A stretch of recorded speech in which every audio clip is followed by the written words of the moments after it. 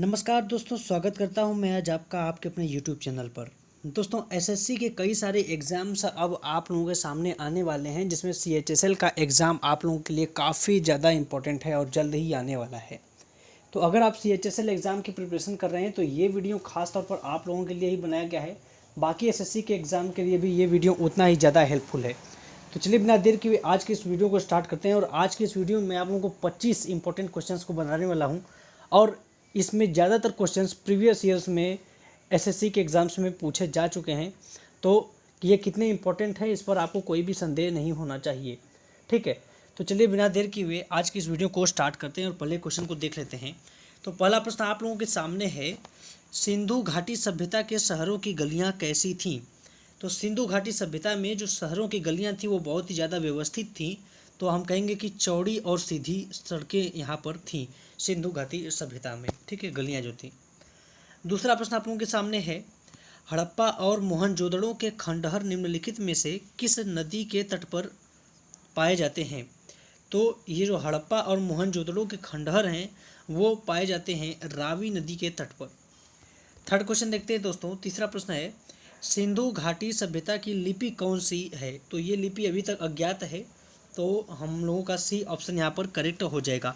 एक चीज़ आप लोगों को यहाँ पर ध्यान में रखनी है दोस्तों, वो ये है कि सिंधु घाटी सभ्यता में अभी तक लोग ये कहते हैं कि यहाँ पर भाव चित्रात्मक लिपि पाई जाती है, मतलब ऐसी लिपि जिसको अभी तक पढ़ा नहीं गया है लेकिन चित्रों का उसमें ज़्यादा वर्णन किया गया रहता है, ऐसी लिपियाँ वहाँ पर थी। ठीक है, लेकिन अज्ञात यहाँ पर हम लोग भरेंगे ऑप्शन। ठीक है। चौथा प्रश्न है, मोहनजोदड़ो में सबसे बड़ा भवन कौन सा है? तो सबसे बड़ा भवन जो था मोहनजोदड़ो का वो था धान्यागार। ठीक है, इसे धान्या कोठार भी कहीं कहीं लिखा रहता है। तो लोग गलती से विशाल स्नानागार मार देते हैं, जो कि गलत है।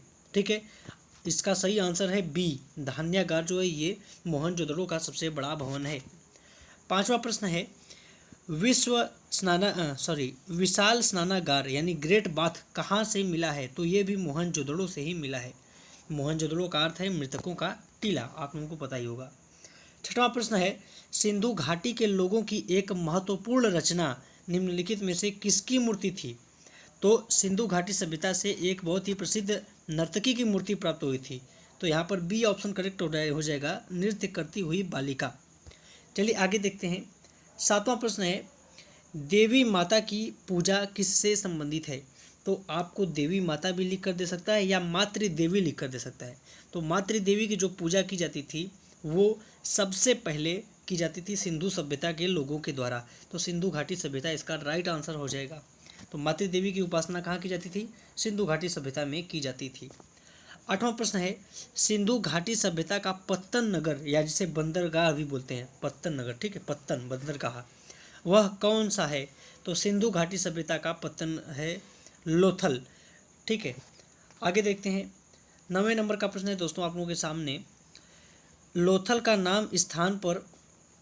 नामक स्थान पर निम्नलिखित सभ्यताओं में से कौन सी सभ्यता है जिसका जहाजी मालघाट था? अब आप ये समझिए, प्रश्न कहने का मतलब ये है कि लोथल किस सभ्यता का पत्तन नगर था? तो जैसा मैंने आपको अभी बताया है कि ये सिंधु घाटी सभ्यता का था, तो ए इसका राइट आंसर हो जाएगा। प्रश्न को उल्टा यहाँ पर कर दिया गया है और बाकी कोई डिफरेंस नहीं है 8वें और 9वें के प्रश्न में। ध्यान से आप लोग समझिए, वीडियो अगर समझ में नहीं आ रहा है तो फिर से देखने की कोशिश कीजिए, क्योंकि सारे क्वेश्चन से इंपॉर्टेंट है आप लोगों के लिए। 10वां प्रश्न आपके सामने है, सिंधु अर्थव्यवस्था की ताकत क्या थी? तो सिंधु अर्थव्यवस्था की ताकत थी कृषि। ठीक है, चलिए आगे देखते हैं। किसी क्वेश्चन में अगर आपको डाउट रहे तो कमेंट बॉक्स खाली है, वहाँ पर आप हमसे पूछ सकते हो, उसका रिप्लाई जरूर दूंगा मैं। 11 नंबर का प्रश्न है, वैदिक आर्य का मुख्य भोजन कौन सा था? तो वैदिक आर्यों का मुख्य भोजन जो था वह दूध था और इसके उत्पाद थे। ठीक है, अगला है 12 नंबर का प्रश्न, निम्नलिखित में से कौन सा अन्य मनुष्य द्वारा सबसे पहले प्रयोग में लाया गया था? यानी वह कौन सा भोज्य पदार्थ था, वह कौन सा अन्न था जिसे सबसे पहले मनुष्य ने प्रयोग किया था? तो 12 का राइट आंसर हो जाएगा दोस्तों जौ। ठीक है, इसका सबसे पहले मनुष्य ने प्रयोग किया था भोजन के रूप में इस अन्न का। 13 नंबर का प्रश्न है, वैदिक लोगों द्वारा किस धातु का सबसे पहले प्रयोग किया गया? तो वैदिक लोगों द्वारा सबसे पहले प्रयोग की जाने वाली धातु थी तांबा। ठीक है, तो डी इसका करेक्ट आंसर हो जाएगा। आगे है, वेद शब्द का अर्थ क्या है? तो वेद मतलब होता है ज्ञान। तो ए इसका राइट आंसर हो जाएगा, 14 का ऑप्शन नंबर ए। 15वां प्रश्न है दोस्तों, आर्य सभ्यता में मनुष्य के जीवन के अवरोही क्रमानुसार निम्नलिखित चरणों में से कौन सा विकल्प सही है। अब देखिए, आर्य सभ्यता में बताया गया है कि 4 प्रकार के आश्रम होते हैं, ब्रह्मचर्य होता है, गृहस्थ होता है, वानप्रस्थ होता है और संन्यास होता है। तो इसको हमें सही क्रम में लगाना है, तो इसका सही क्रम आप लोगों के सामने है, तो ए ही इसका राइट आंसर हो जाएगा, क्योंकि इसी में हमको दिखाई दे रहा है। ठीक है, तो सबसे पहले क्या आएगा, ब्रह्मचर्य आएगा, यानी ये बचपन का इसमें कालानुक्रम आ जाता है, पढ़ाई लिखाई की जाती है। उसके बाद गृहस्थ जीवन आता है, फिर आता है वानप्रस्थ और उसके बाद अंत में आता है संन्यास। ठीक है, ऐसे भी क्वेश्चन आपसे पूछे जा सकते हैं। 16 नंबर का प्रश्न है, आर्य पूर्वों के साथ अपने संघर्षों में कैसे सफल रहे। आर्य सफल रहे क्योंकि अब देखिए, आर्य लोग जो थे उनसे पहले जो लोग थे भारत में, इन दोनों के बीच द्वंद्व हुआ, संघर्ष हुआ, जिसमें आर्य विजयी रहे और फिर उन्होंने भारत में अपना साम्राज्य को विस्तृत किया था और यहाँ पर उपस्थित रहे वो अभी तक। ठीक है, तो 16 का राइट आंसर उनसे पूछा कि क्या कारण थे जिससे ये सफल हो गए संघर्ष में। ठीक है, तो इसका हम लोगों को लिखना हुआ, तो हम लोग राइट आंसर इसका बताएंगे कि इसके लिए दोस्तों हम लोग बता देंगे डी।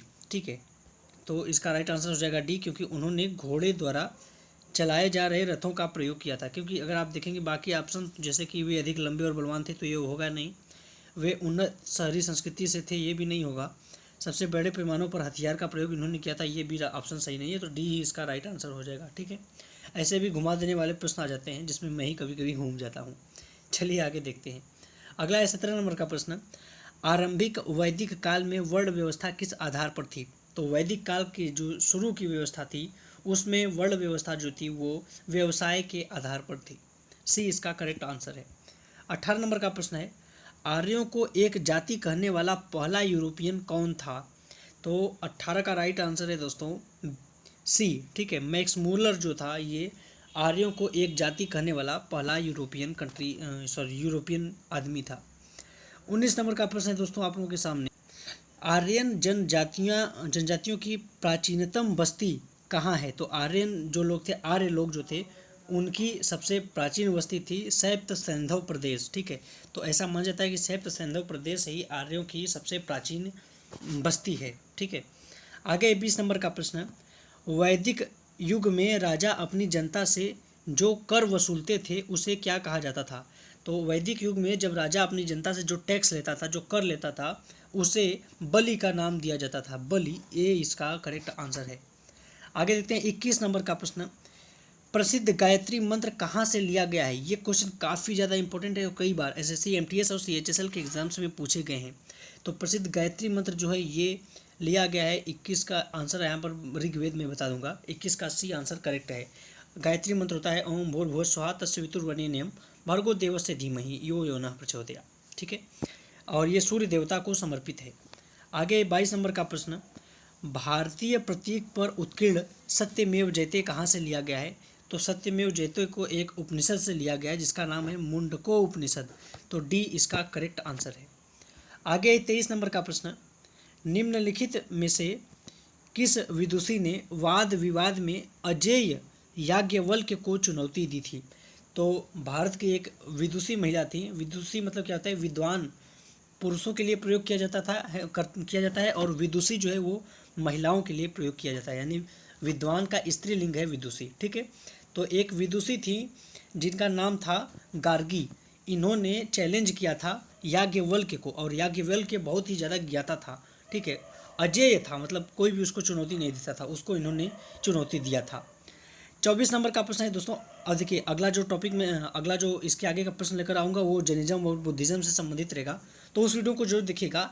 इसे लेकर आऊँ मैं कि हमारे चैनल को सब्सक्राइब जरूर कर लीजिए। ठीक है, ताकि बाकी की वीडियोज़ भी आप देख पाएँ। 24वां प्रश्न है, बुद्ध किस वंश से संबंधित थे।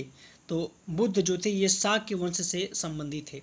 बुद्ध के बारे में सारी चीज़ें मैं उस वीडियो में बताऊंगा और यहाँ से जो भी क्वेश्चंस पूछे जाते हैं उनको भी मैं आपको बताऊंगा। आगे देखते हैं 25 नंबर का प्रश्न है, प्रथम बौद्ध परिषद या प्रथम बौद्ध संगीत का आयोजन कहाँ पर किया गया था। तो इसका राइट आंसर है राजगृह में किया गया था प्रथम बौद्ध संगीत का आयोजन। मिलते हैं आपसे अगले वीडियो में, और आगे मैं आप लोगों से 26 से लेकर 50 तक के क्वेश्चन का डिस्कशन करूँगा। तब तक के लिए बहुत बहुत धन्यवाद।